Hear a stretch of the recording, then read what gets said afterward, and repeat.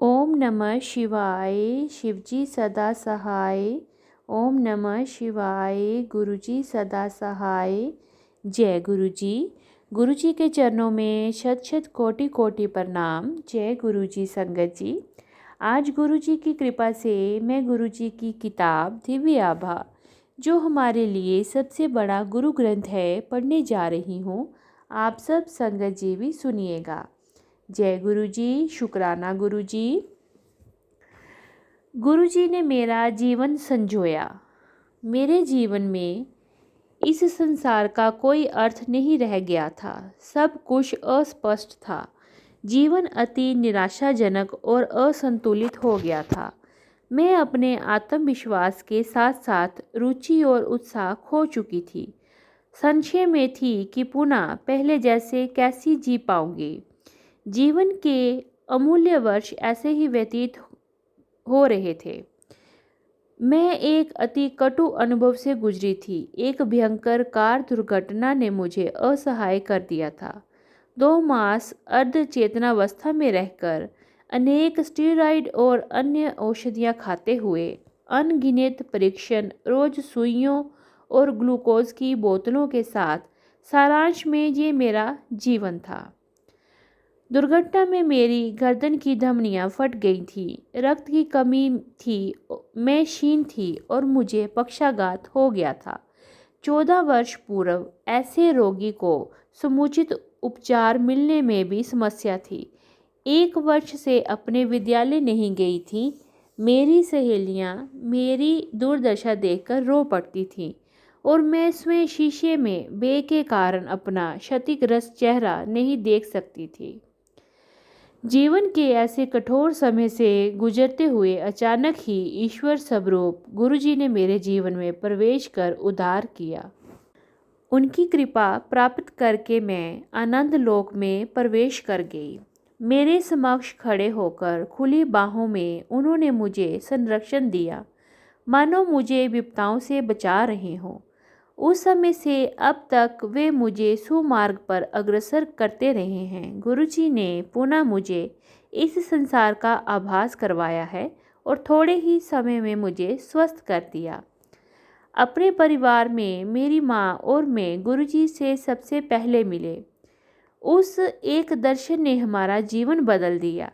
जालंधर में गुरुजी के मंदिर में वह एक कदम स्वर्ग में प्रवेश करने के समान था। हमारे पहले दर्शन में गुरुजी ने आभास करा दिया कि वे स्वयं परमात्मा हैं। गुरुजी ने हमारे जीवन के भूत वर्तमान के सब पृष्ठ खोलकर हमारे सामने रख दिए थे, जिसका बोध केवल स्वयं को होता है। हमें आभास हुआ कि वह इस पृथ्वी पर हम सबको आशीर्वाद देने आए हैं।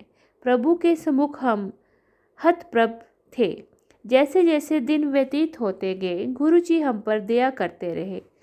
उनके आदेश पर मैंने अपनी औषधियों का पिटारा छिपा दिया, चिकित्सकों के पास जाना बंद कर दिया, कोई शल्य क्रिया नहीं करवाई और हाँ, मैं पहले जैसे ही शारीरिक और मानसिक रूप से स्वस्थ हो गई।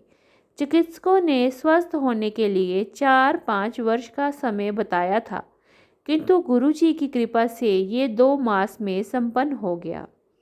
गुरुजी के मिलने के 2 मास के अंतराल में ही मेरे बालों का झड़ना बंद हो गया और पुनः सामान्य हो गए। मेरी क्षीणता और पक्षाघात लुप्त हो गए। श्रवण शक्ति और दृष्टि भी सामान्य हो गई और मेरा हेमोग्लोबिन 6 से बढ़कर 12 हो गया। चिकित्सकों के परामर्श के विरुद्ध मैंने फिर से खेलना आरंभ कर दिया और परीक्षाओं में अति उच्च अंकों से उत्तीर्ण हुई। इसे क्या कह सकते हैं, केवल दिव्य हस्तक्षेप, और मैंने गुरुजी को पूर्ण समर्पण कर दिया। मेरे जीवन की योजना। जीवन की इस कठिन अवस्था से निकलकर मैंने अगले चरण में प्रवेश किया। गुरुजी ने मन में मेरा अध्ययन और व्यवसाय थे। दुर्घटना की वेदना और त्रासदी से निकलकर मैं भी अपने जीवन का मार्ग प्रशस्त करना चाहती थी। मैं ऐसा व्यवसाय करना चाहती थी जिससे मैं लोगों के दुख दर्द कम कर सकूं और उनकी अनुभूति का अनुभव कर सकूं। गुरुजी जैसा अपने अनुयायियों के लिए करते हैं, वैसी ही रूपरेखा मेरे लिए बनाई हुई थी। गुरुजी के आशीर्वाद और दिशा दर्शन से मुझे बिना औपचारिक अध्ययन किए बेंगलोर में एक महाविद्यालय में भौतिक चिकित्सा के पाठ्यक्रम में प्रवेश मिल गया। मैंने अपनी पढ़ाई सरलता से पूरी करी और उसे समाप्त कर अपने प्रशिक्षण के लिए दिल्ली के सर गंगाराम चिकित्सालय में कार्यरत हुई। मेरे वरिष्ठ सलाहकार देश के सबसे अच्छे नेत्र विशेषज्ञ थे, जो अखिल भारतीय आयुर्विज्ञान संस्थान के निर्देशक भी रह चुके थे। मेरे ऐसे सुनियोजित व्यवसायिक पथ पर गुरुजी ने सदा मेरा ध्यान रखा था। इससे पहले कि मैं कोई योजना बना पाती, गुरुजी ने मुझे भौतिक चिकित्सा में स्नातकोत्तर पाठ्यक्रम करने को कहा। मैंने ये पाठ्यक्रम क्रीड़ा और अस्थि रोग में किया। गुरुजी ने स्नातकोत्तर पाठ्यक्रम करने के आदेश के पश्चात प्रवेश के लिए आवेदन देने के लिए केवल 3 दिन शेष बचे थे। मैंने उनके दिशा निर्देशों का पालन किया और से ही कार्यवाही करती रही। इस समय मेरे माता पिता मेरे साथ नहीं थे। मैं घर पर अकेली थी। मेरे नितंब पर एक फोड़ा हो गया, जिसने सूझकर मुझे शैया पर लेटने को बाध्य कर दिया। अकेले और अत्यंत पीड़ा सहते हुए मैं कुछ करने में असमर्थ थी। मुझे विश्वास था कि गुरुजी मेरे साथ हैं। गुरुजी की संगत के सदस्य उन दिनों घर में आते रहे। मैं गुरुजी के सत्संग करती थी और घाव भरता गया। चिकित्सक ये देखकर आश्चर्यचकित थे कि उन्होंने उसे फोड़ने का परामर्श दिया था, किंतु जिस भांति वह सूख रहा था उसके कारण से वह अनभिज्ञ थे। जीवन साथी की खोज। ये एक ऐसा विषय था जिसके बारे में मैं सोचने से भी कतराती थी। मुझे इतना कुछ करना शेष था, अपने आप को सिद्ध जो करना था, किंतु मेरे प्रभु गुरुजी ने मेरी भलाई के लिए मेरे जाने बिना ही मेरे जीवन के बारे में सोचा हुआ था। तो 23 वर्ष की आयु में उन्होंने मुझे विवाह करने के लिए 1 माह का समय दिया। ये अवधि मेरे लिए विवाह के बारे में ना सोचने के कारण स्तंभ करने वाली और अत्यंत कठिन थी। तथापि गुरुजी की दया से सब कार्य सहजता से होते गए, जैसे स्वयं ही हो रहे हों। मेरे परिवार के सदस्यों ने वर के लिए, जिसे मैं जानती थी, हाँ कर दी। गुरुजी ने उसे हमारे पास मेरे विवाह से मात्र 20 दिन पहले भेजा था। इस छोटे से समय में विवाह की सब तैयारियां, जो सामान्यतः 2-3 महीनों में होती हैं, हो गई। गुरु कृपा से विवाह भी बहुत वैभवशाली ढंग से संपन्न हुआ और उसके हर अंग में उनका प्रभाव स्पष्ट था। सब अतिथियों ने वातावरण, भोजन और सजावट आदि की अत्यधिक प्रशंसा करी। विवाह होते हुए गुरुजी ने संगत के एक सदस्य के माध्यम से संदेश भेजा कि हम दोनों जीवन भर के लिए साथ रहेंगे। इससे बड़ी और कौन सी भेंट हो सकती है जब गुरुजी ने जीवन के सबसे महत्वपूर्ण निर्णय को अपना आशीष दे दिया है, तो चिंता का कोई प्रश्न ही नहीं उठता है। विवाह स्थल का विशेष वर्णन करना अनिवार्य है। सामान्यतः दिल्ली में विवाह स्थल बहुत पहले आरक्षित करना पड़ता है, क्योंकि अच्छे स्थानों की सदा कमी रहती है। यद्यपि मेरे विवाह के समय की कमी थी, उचित स्थान मिलने में कोई अड़चन नहीं हुई। अशोक होटल के बारे में गुरुजी ने मुझे 12 वर्ष पूर्व बताया था, किंतु 11 वर्ष की आयु में मैंने उस पर कोई ध्यान नहीं दिया था। गुरुजी के साधारण से कहे गए वचन भी अनुयायी के प्रति उनके मन की वास्तु स्थिति दर्शाते हैं। मुझे ये भी ज्ञात हुआ कि उनके अनौपचारिक से कहे हुए शब्दों में भी अत्यंत गूढ़ ज्ञान छिपा रहता है और उनको कभी भी सुनकर अनसुना नहीं करना चाहिए। मेरे जीवन का आधार गुरुजी हैं और सदा रहेंगे। मैं ऐसा परिवार चाहती थी जहाँ वे इसे समझ सकें और सदा मेरे साथ दें। मेरी नंद, सास और मेरे पति सब गुरुजी में विश्वास रखते हैं। मैं गुरुजी की आभारी हूँ कि उन्होंने ये संभव कर दिया। गुरुजी अपनी कृपा दृष्टि हमारे परिवार पर करते रहते हैं। भले ही वे मेरे पति, उनका व्यवसाय, मेरी नंद, अन्य ससुराल के सदस्य या पारिवारिक शांति की बात हो, वह जीवन के प्रत्येक पहलू को छूते हैं। दूतावास जाए बिना ही वीज़ा मिलना, संपत्ति के लेख, मेरे पति के व्यवसाय के मार्ग को सरल करना, गुरुजी सदैव हमारे साथ हैं और रहेंगे। परिवार का ध्यान। दुर्घटना के पश्चात मेरे माता पिता अत्यंत विचलित हो गए थे। उनका जीवन अस्त व्यस्त हो गया था। उन्होंने अपनी बेटी को एक अति कटु मानसिक आघात से गुजरते हुए देखा था। मेरी माँ का जीवन मानो थम सा गया था।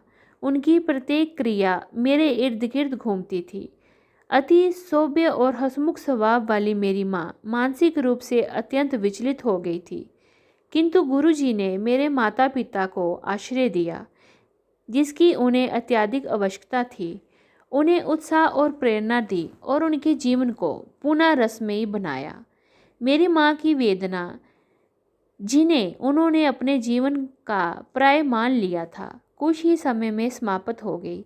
मेरे पिता एक सेना अधिकारी होते हुए पंजाब या कश्मीर में अक्सर गंभीर समस्याओं में उलझे रहते थे।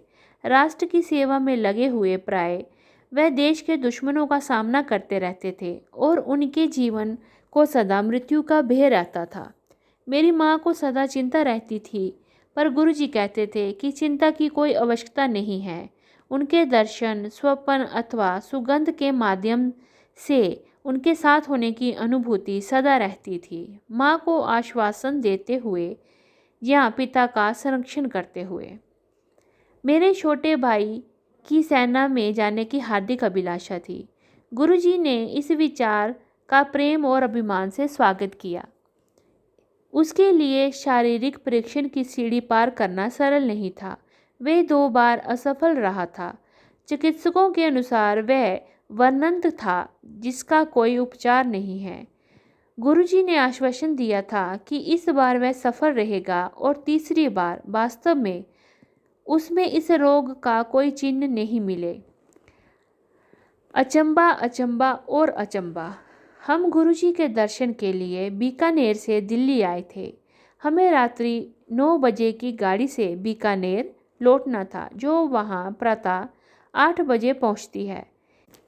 किंतु गुरुजी के मंदिर से उनके आदेश के बिना जाने का प्रश्न ही नहीं उठता है। हम गुरुजी के सम्मुख बैठे हुए थे। उन्हें पता था कि हमारे लिए क्या उचित है। समय गुजरता जा रहा था। अंत में उन्होंने हमें 10 बजे जाने की आज्ञा देकर 11 बजे की ट्रेन से जाने के लिए कहा, जिससे हम कुछ समय बचा सके। इतने प्रबंध के पश्चात हमारी गाड़ी बीकानेर स्टेशन पर प्रातः 8 बजे ही पहुंच गई। इतने समय की बचत के कारण हम अति प्रसन्न थे। अचंभे की बात है कि 8 बजे वाली ट्रेन हमारे पहुंचने के बाद 9 बजे वहां पहुंची। उसे धुंध के कारण देरी हो गई थी। तब हमें पता लगा कि गुरुजी ने हमें क्यों रोका हुआ था। गुरुजी ने मेरे पिता की वृत्ति का भी ध्यान रखा और सदा करते रहेंगे। जब भी मेरे पिता को आवश्यकता होती है, गुरुजी उनके साथ होते हैं। कार्यरत रहते हुए उतार चढ़ाव आते रहते हैं और इसमें अक्सर योग्य अधिकारी का नुकसान होता है।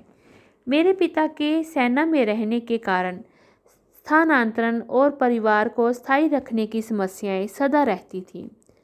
दुर्घटना के पश्चात मेरे पिता के पहले दर्शन पर गुरुजी ने मेरे पिता के मन में दुर्घटना के अवसर पर गुजरती हुई प्रत्येक बात बता दी। उन्होंने बताया कि मेरे पिता ने उस समय दुर्घटना को रोकने का कितना अथक प्रयास किया था।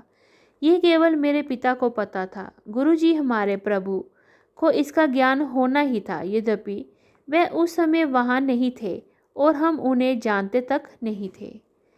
मेरे पिता कई वर्षों से पीठ दर्द से पीड़ित थे। उन्हें बैठने या उठने में कठिनाई होती थी, क्योंकि हम गुरुजी के पास और गंभीर समस्या लेकर गए थे। ये छोटी मोटी बातें हमने उनसे नहीं कही थी, किंतु ईश्वर को सबका ज्ञान होता है। अतः एक दिन उन्होंने मेरे पिता को बुलाया और कहा कि चलिए आपके स्पोडियोलिसिस का उपचार करते हैं। रसोई से एक चम्मच को उन्होंने मेरे पिता के मेरुदंड के दोनों ओर ऊपर से नीचे तक ले गए और उनकी पीठ थपथपाकर बोले कि उपचार हो गया। उस दिन से मेरे पिता को वह समस्या फिर कभी नहीं हुई है। जब मेरे पिता 1994 से 95 में कर्नल थे, पूरे प्रेम सहित गुरुजी ने उनको कहा कि उन्होंने उन्हें मेजर जनरल बना दिया है। सेना में पदोन्नति के लिए हायर कमांड या लॉन्ग डिफेंस मैनेजमेंट में से एक पाठ्यक्रम कोर्स करना आवश्यक है। अत्युत्तम अधिकारी होते हुए भी मेरे पिता को इन दोनों में से किसी में भी नामांकन नहीं हुआ।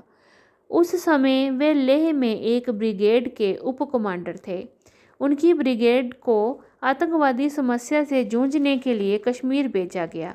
गुरुजी की दया से वहां पर उनकी सेवा इतनी प्रशंसनीय रही कि मेजर जनरल तक की पदोन्नति के लिए उनका मार्ग प्रशस्त हो गया। वहां से उनको राष्ट्रीय रक्षा कॉलेज के लिए नामांकित किया गया। हायर कमांड या लॉन्ग डिफेंस मैनेजमेंट कोर्स किए बिना वह अकेले ऐसे ब्रिगेडियर थे। उनकी पदोन्नति भी चमत्कारिक है, क्योंकि आर्टिलरी में केवल 3 ब्रिगेडियर ही मेजर जनरल पद के लिए चुने गए। मेरे पिता जलंधर में थे और उनकी रेजिमेंट को नसीराबाद जाने के आदेश आए। गुरुजी बोले कि परिवार को अगले 6 मास तक कहीं जाने की आवश्यकता नहीं है। मनुष्य होने के कारण हमने उनकी अवहेलना की और वहां जाकर स्कूलों में प्रवेश ले लिया। पता लगा कि उन विद्यालयों का वातावरण अत्यंत निराशाजनक था। हमें बिना कुछ प्राप्त किए खाली हाथ ही वापस आना पड़ा। उनके तुरंत बाद जलंधर में अत्यधिक वर्षा हुई, जिसकी संभवतः पहले कभी नहीं हुई थी। मेरे पिता की रेजिमेंट को वहीं पर 6 मास और रुकना पड़ा। इसे क्या कहेंगे, अचंबा ही अचंबा।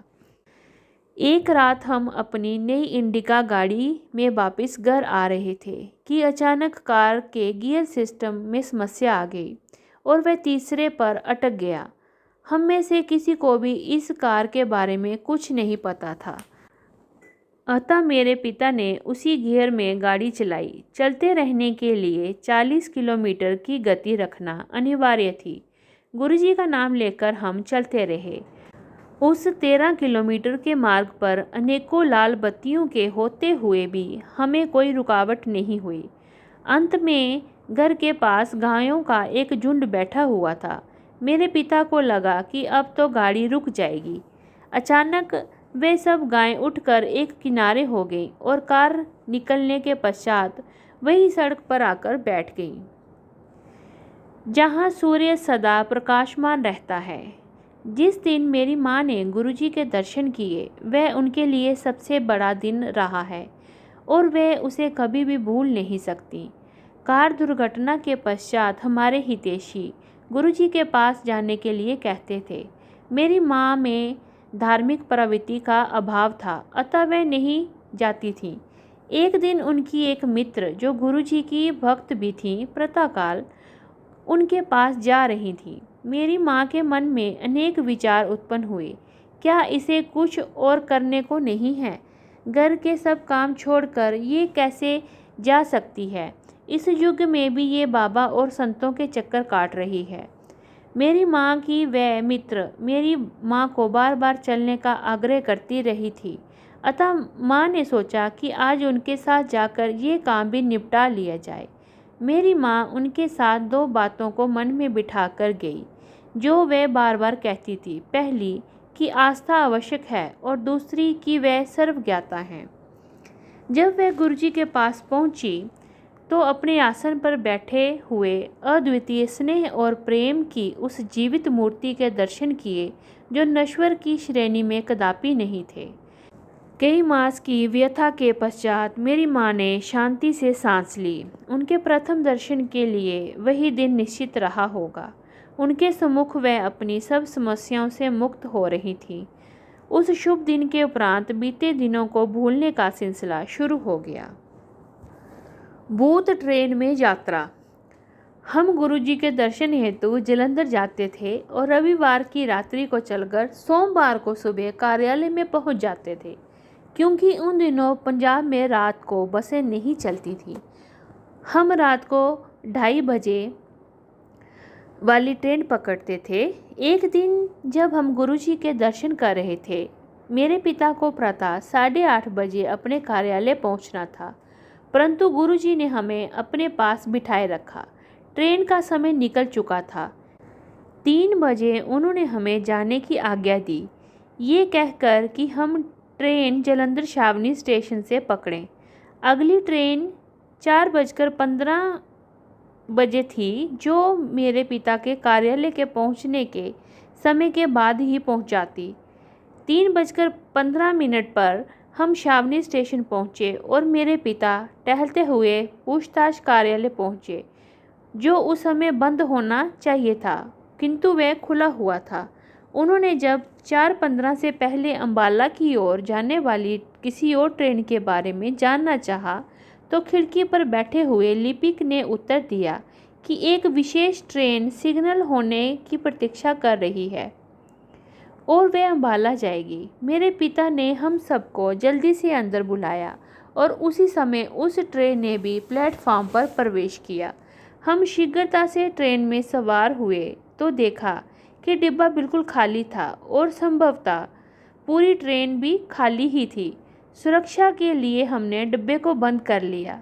जब ट्रेन चली तो उसमें कुछ भी सामान्य नहीं था। जालंधर से अंबाला तक की यात्रा उसमें इतनी तीव्र गति से पूर्ण करी मानो वह पटरी पर नहीं अपितु हवा में उड़ रही थी। जब कुछ ही घंटों में हम अंबाला पहुंचे और मेरे पिता ने स्टेशन मास्टर से पूछा कि वह कहाँ जा रही है, तो उन्होंने उसके बारे में कुछ भी ज्ञात नहीं था ये कहा। कल्पना कीजिए कि ये एक स्टेशन मास्टर को अपने स्टेशन पर आई हुई ट्रेन के गंतव्य के बारे में कुछ पता नहीं हो। स्टेशन के बाहर निकलते ही हमें चंडीगढ़ की बस मिल गई और उससे हम 40 मिनट में ही वहां पहुंच गए। वहां पहुंचकर उसके चालक ने बस अड्डे न जाकर यात्रियों को एक गोल चक्कर पर उतार दिया, पर किसी भी यात्री ने विरोध नहीं किया। बस के इस बदले हुए मार्ग से हमें पिता के कार्यालय के निकट ही उतरने का अवसर मिल गया। मेरे पिता ने चालक से विनती करी कि उसने 15 मिनट के बाद हमें चंडी मंदिर के द्वार पर उतारा। जब मेरे पिता ने मुख्यालय के वाहन विभाग में फ़ोन किया तो वे सोच रहे थे कि वे अति शीघ्र उनके चालक को ढूंढकर उसे भेज देंगे, जिससे उनके समय की बचत हो जाएगी, किंतु दूसरी ओर से फ़ोन उनके चालक ने ही उठाया। जैसे जैसे सब परिस्थितियां संभवतः ही ठीक होती गईं और मेरे पिता अपने कार्यालय ठीक समय से पहुंच गए, हमने गुरुजी को धन्यवाद किया। अगले सप्ताह जब हम जालंधर पहुंचे तो गुरुजी ने मेरे पिता से पूछा कि उन्हें वह भूत ट्रेन कैसी लगी थी। तब हमें पता लगा कि यात्रा का समय इतना कम कैसे हुआ। दिव्य हस्तक्षेप। गुरुजी महान हैं। संक्षेप में ये मेरे और मेरे परिवार का संस्मरण है। हमारी ओर से क्या आवश्यक था? केवल आस्था और समर्पण। क्या उसकी आशा करना बहुत अधिक है? गुरुजी हमारे सम्मुख हैं, वही परमात्मा है। समय रहते हम इस तथ्य से अवगत हो जाएं तो अच्छा रहेगा। हर मिनट हर सेकंड चमत्कार से परिपूर्ण है। कहने को अभी भी कुछ शेष है। सबको आकर इस आनंदमय सागर और प्रभु प्रेम को प्राप्त करना चाहिए। वे हम सबको बुला रहे हैं। हम किसकी प्रतीक्षा कर रहे हैं? ये सत्संग दिल्ली की श्रीमती निकी मल्होत्रा आंटी जी का है। जय गुरु जी, शुक्राना गुरु जी। ओम नमः शिवाय। शिव जी सदा सहाय। ओम नमः शिवाय। गुरु जी सदा सहाय। जय गुरु जी, शुक्राना गुरु जी।